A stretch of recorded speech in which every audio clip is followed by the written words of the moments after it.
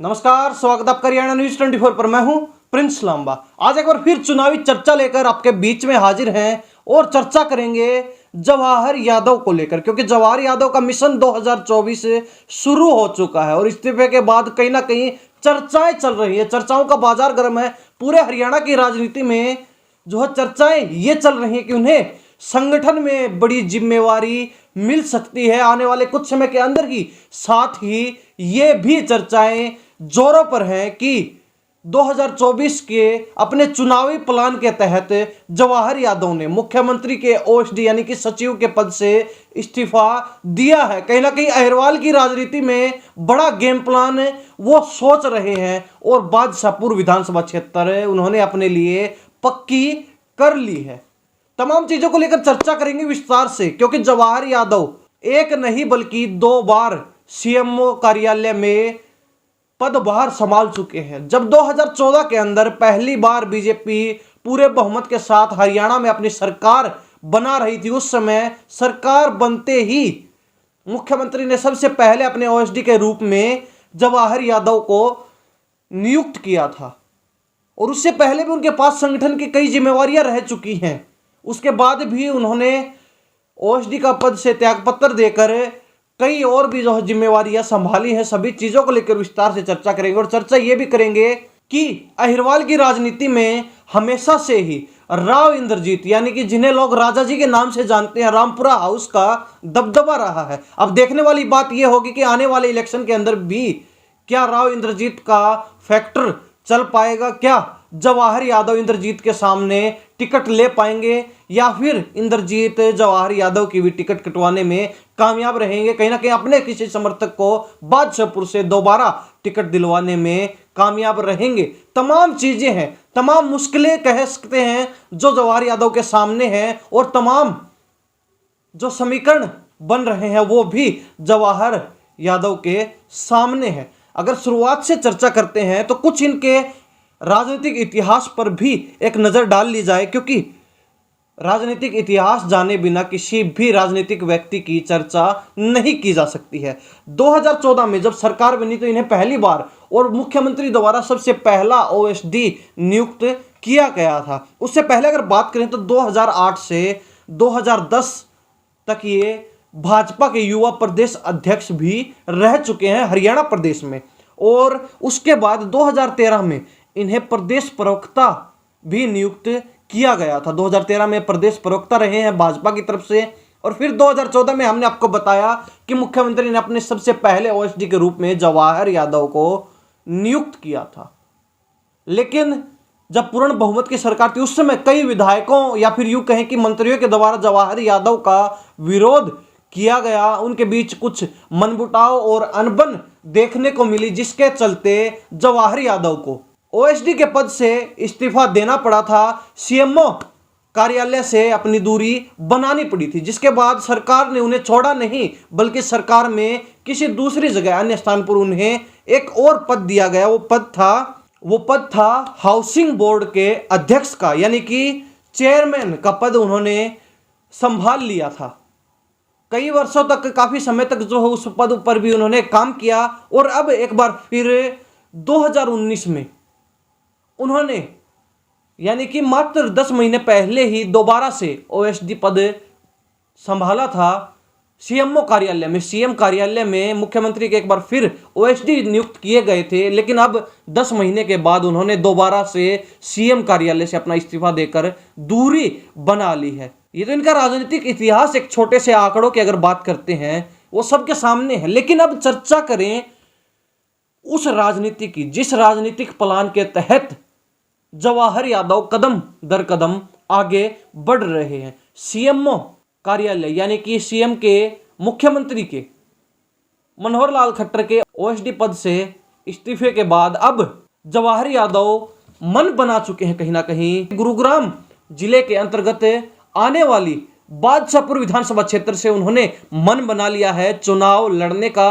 वो चाहते हैं और ये चर्चाएं चल रही हैं बड़े जोरों पर, वो चाहते हैं कि ज्यादा से ज्यादा समय उनका बादशाहपुर विधानसभा क्षेत्र की जनता के साथ बीते, जनता के बीच बीते, ताकि वो जनता के बीच अपनी पकड़ बना पाए, अपनी पकड़ को और भी मजबूत कर पाए और आने वाले चुनाव के लिए अपनी जगह बादशाहपुर विधानसभा क्षेत्र में बना सके, लोगों के मन में अपनी जो है जगह बना सके, जिसके चलते उन्होंने सक्रिय राजनीति में आने के लिए ओएसडी के पद से इस्तीफा दे दिया। लेकिन एक चर्चा और भी इसके साथ जुड़ रही है, क्योंकि अब लगातार बीजेपी के द्वारा हरियाणा प्रदेश में संगठन में बदलाव किया जा रहा है और संगठन का बदलाव की शुरुआत प्रदेश अध्यक्ष पद से हुई, जहां ओम प्रकाश धनखड़ को हटाकर नायब सिंह सैनी को बीजेपी ने नया प्रदेश अध्यक्ष चुना है, अपना संगठन का अध्यक्ष बनाया है। और अब सुनने में यह आ रहा है कि 3 महामंत्री चुने जाते हैं पूरे प्रदेश से, जिनमें से एक महामंत्री को हटाया जा सकता है और उसकी जगह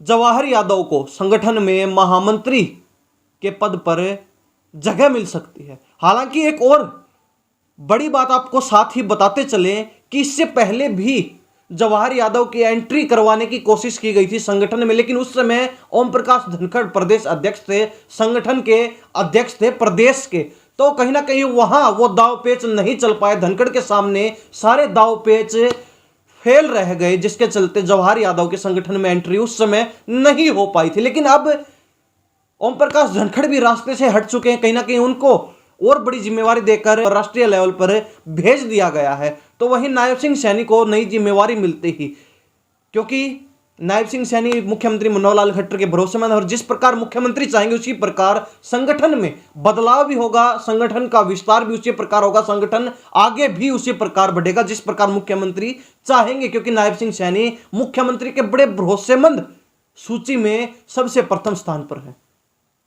और कहीं ना कहीं मुख्यमंत्री अगर अपने चहेते जवाहर यादव को संगठन में एंट्री करवाने का प्रयास कर रहे हैं, तो स्वाभाविक सी बात है कि आने वाले समय में जवाहर यादव को बड़ी जिम्मेवारी संगठन में भी मिल सकती है। चर्चाएं चल रही है, कयास लगाए जा रहे हैं, राजनीतिक गलियारों में जो है माहौल गरमाया हुआ, कहीं ना कहीं कह रहे हैं कि जवाहर यादव का अगर प्रदेश महामंत्री बनाया जाता है तो उसका प्रभाव आने वाले समय में कुछ और ही होगा। साथ ही अब अगर बादशाहपुर विधानसभा क्षेत्र की चर्चा करें तो वहां पर राव नरबीर, जो 2014 में जब सरकार बनी तो वो मंत्री रहे हैं पूर्ण बहुमत की सरकार में बीजेपी में, लेकिन 2019 में राव नरबीर के धुर विरोधी राव इंद्रजीत के द्वारा उनकी टिकट कटवा दी जाती, क्योंकि राव इंद्रजीत ने अहिरवाल की टिकटों के वितरण में बड़ा अड़ंगा 2019 के विधानसभा चुनाव में लगा रखा था। वो चाहते थे कि या तो मेरी बेटी यानी कि आरती राव को रेवाड़ी से विधानसभा क्षेत्र की टिकट दी जाए, अन्यथा उन्होंने कई टिकटों की डिमांड की थी कि वो अपने समर्थकों को वहां से टिकट दिलवाएंगे और उनको चुनाव लड़वाएंगे। कई स्थानों पर वो ऐसा करने में कामयाब भी रहे। उन्होंने अटेली से भी डिप्टी स्पीकर रही उस समय की संतोष यादव की टिकट कटवा दी, साथ ही बादशाहपुर विधानसभा क्षेत्र से राव नरबीर की, जो पूर्व में मंत्री रहे हैं, की भी टिकट राव इंद्रजीत ने कटवा दी थी। लेकिन अब देखने वाली बात यह होगी, क्या राव इंद्रजीत जवाहर यादव को टिकट लेने में सहायता करेंगे, मदद करेंगे, या फिर राव नरबीर की तरह ही जवाहर यादव का भी घोर विरोध देखने को मिल सकता है। कहीं ना कहीं जवाहर यादव पर भी राव इंद्रजीत, जो अहिरवाल के सबसे बड़े नेता हैं, के नाम के घने और काले बादल आने वाले समय में छा सकते हैं। जिस समय टिकटों का वितरण होगा ये सारी चीजें उस समय क्लियर हो पाएंगी। लेकिन अगर चर्चाओं की बात करें तो चर्चाएं मैंने बार बार आपको बताया कि बड़े जोरों पर चल रही हैं। पहली चर्चा ये कि ओएसडी जवाहर यादव, जिन्होंने ओएसडी पद से इस्तीफा दे दिया है, उनको संगठन में बड़ी जिम्मेवारी मिल सकती है। दूसरी चर्चा की बात करें तो वो बादशाहपुर से चुनाव लड़ने के बड़े इच्छुक हैं। कहीं ना कहीं पिछली बार भी उन्होंने प्रयास किया लेकिन वो प्रयासों में असफल रहे, लेकिन अब की बार वो सोच रहे हैं कि वो टिकट ले सकते हैं बादशाहपुर विधानसभा क्षेत्र से। यह बड़ी चर्चा दूसरी चल रही है। लेकिन तीसरी चर्चा ये भी है राजनीतिक गलियारे में, अहिरवाल की राजनीति में, कि राव इंद्रजीत जवाहर यादव को टिकट लेने देंगे या फिर नहीं लेने देंगे, उनकी टिकट कटेगी या फिर जवाहर यादव को टिकट मिल सकती है। ये बड़े सवाल हैं, ये दिलचस्प सवाल हैं जो लोग राजनीति में रुचि रखते हैं उनके लिए। ये सारी चीजें भविष्य तय करेगा। आने वाले समय में सारी चीजें परत दर परत क्लियर होती चली जाएंगी। लेकिन आज की चर्चा इतनी थी कि सीएम के एक भरोसेमंद ओएसडी, जो 2 बार सीएमओ कार्यालय में कार्य कर चुके हैं काफी समय तक, एक बार 2014 में जब पूर्ण बहुमत की सरकार थी उस समय, तो दूसरी बार अभी हाल ही में 10 महीने पहले उन्होंने पदभार संभाला था। लेकिन अब दोबारा से उन्होंने सीएमओ कार्यालय छोड़ दिया है, इस्तीफा दे दिया है अपने पद से और अब कहीं ना कहीं चुनाव लड़ने की उनकी इच्छा है, ये चर्चा चल रही है। आप इस बारे में क्या सोचते हैं? क्योंकि अहिरवाल से जुड़ी बड़ी खबर है। अहिरवाल की राजनीति में अब की बार बहुत बड़े बदलाव देखने को मिलेंगे। कुछ फैक्टर रामपुरा हाउस का होगा, कुछ फैक्टर राव इंद्रजीत का होगा, तो वहीं कुछ फैक्टर मुख्यमंत्री मनोहर लाल खट्टर और उनके भरोसेमंद सिपा सालारों का भी देखने को मिलने वाला है। या फिर एक चर्चा तो यह भी हो सकती है कहीं ना कहीं मुख्यमंत्री मनोहर लाल खट्टर राव इंद्रजीत को काटने के लिए, चारों तरफ से घेरने के लिए अपने सिपा सालारों को उनके चारों तरफ छोड़ने का काम कर रहे हैं, प्रयास कर रहे हैं, ताकि आने वाले चुनाव में राव इंद्रजीत पहली बार की तरह यानी कि 2019 के विधानसभा चुनाव की तरह अपना बड़ा दबदबा कायम ना कर सके। कहीं ना कहीं वो चारों तरफ से मुख्यमंत्री के सिपा सालारों से घिर कर रह जाए और उनकी जो डिमांड रहेगी आने वाले चुनाव में वो कहीं ना कहीं सीमित रह जाए। आप इस बारे में क्या सोचते हैं? कमेंट में अपनी राय जरूर दे दीजिए। तमाम चीजों को लेकर, जवाहर यादव को लेकर भी, मुख्यमंत्री मनोहर लाल खट्टर को लेकर भी और राव इंद्रजीत और अहिरवाल की राजनीति में जो समीकरण, जो फैक्टर चलते हैं उनको लेकर क्या सोचते हैं? फटाफट अपनी राय कमेंट में जरूर दे दीजिए। इन्हीं सब बातों के साथ मैं प्रिंस लांबा, हरियाणा न्यूज़ 24। नमस्कार, जय हिंद।